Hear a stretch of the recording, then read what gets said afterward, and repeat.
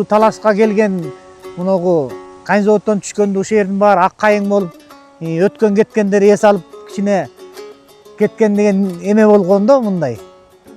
Демилгеси болгон. Ошого жараша бул ак кайыңдар дагы Кудай буйруса бир 10-15 жылдын ичинде бир жетилип калса, анан кийин берге өткөн кеткендер келип кичине жаш кийинки муундар дагы баягы келип ушул жерге отуруп эс алганга абдан жакшы ыңгайлуу жер да. Альянс алтын өнүктүрүү фондуну жакшы эле иштерди кылып атат, мисалы ушул эмелерди, тызымторлорду Альянс алтын демилгеси менен бүт кармалап атат. Ушу ак кайыңдар дагы тигилип атат.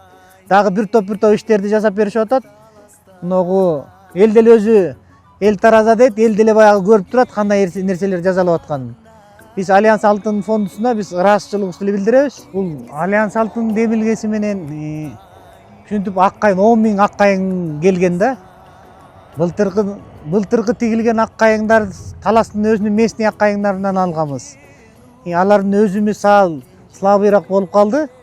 Тегерек чети курчалган. Анан быйыл алып келген 5000 түп мына өзүңүздөр көрүп атасыздар. Жакшы. Муну Оштон алып келиптир.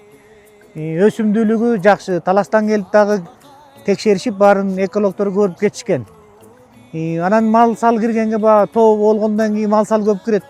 Мунун тегерек четин зымтор менен мындай бекем профилдер менен кармалган. Жакшы, рахмат. Азыр бир да мал кирбейт. Тегиз өсүп атат мына. Кароочулар өзүнүн көзөмөлүн кылып турат.